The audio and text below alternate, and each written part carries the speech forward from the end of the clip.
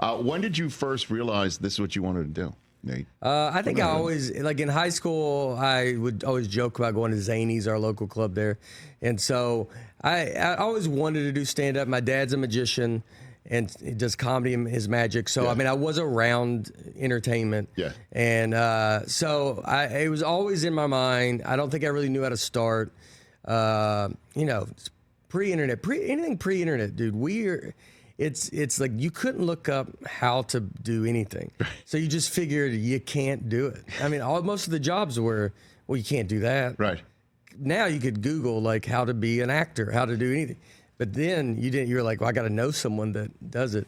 So I don't think I knew how to start. And then I moved to Chicago first, and I had a buddy that wanted to go to Second City and do improv. And so I went there. Then that's when I got into stand-up and stuff. So that's where you first started That's doing when I it, first Chicago. started, yeah. All right. Yeah, with Kumail Nanjiani, Pete Holmes. There's a bunch of comics, Hannibal Buress, T.J. Miller, a lot of comics that are doing very good now. We were all in Chicago starting together. And then when did you start going around the country and making a profession of it? Because that's the serious part about it. That's the serious part. So I started in 2003, probably 2013-ish.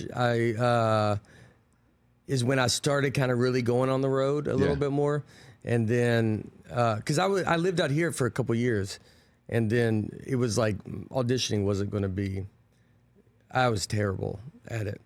You mean like acting you're talking about, is what you're saying, auditioning? I want to act, but I couldn't get past the audition, because it's like if I come in, it's like you either want this or you're like, well, that's not even kind of what we want.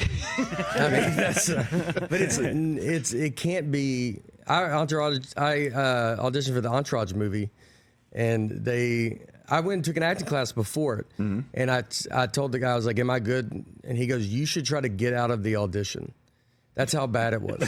He goes, I think it will hurt you more if you go do the audition than if you cancel the audition. And I was like, all right. Well, I was like, I'll just go. I don't care. And then I get a call back, and they were like, did you read the script? And I was like, no, because I figured I wasn't going to get it, and I don't want to ruin the movie for me. You know, I was a big Entourage fan. So they were like, all right, well, maybe come read the script. And then I read it. And then they still didn't give it to me. So now I know the script. And you're like, the whole movie's ruined. That's the whole point. Well, what were you auditioning for? Haley Joel Osment's part. Who's a very good friend, and but because he's a real actor. Okay, he's real. Right. Yeah, you go with him because he's the real deal. Well, good thing it's all worked out for you nonetheless, Nate. You know, and so what was the first joke, bit, whatever you want to call it, that you crushed it, and you're like, okay, I'm on my way. This is working. I got this thing. What was the first one for you there? The first, I'm trying to remember. It was this one was about. I think it's a joke. This was when I first started. The first joke I could close on. It was something with Superman. You see Superman in the sky, and someone's like, "Is that a bird, or is that a plane?" And it's like, well, how? And then the joke would be, how bad could your eyesight be that you can't tell the difference between a bird and a plane? And so that was, and then it was something, and that was the general idea of it. I don't really remember how the rest went. That one, and then another big one for me, I mean, was when I iced coffee with milk ordered in at Starbucks. Was on Netflix, but that was probably the one that people still bring up today, and the first like big people are bringing this up to you today. Oh yeah, even today. Yeah.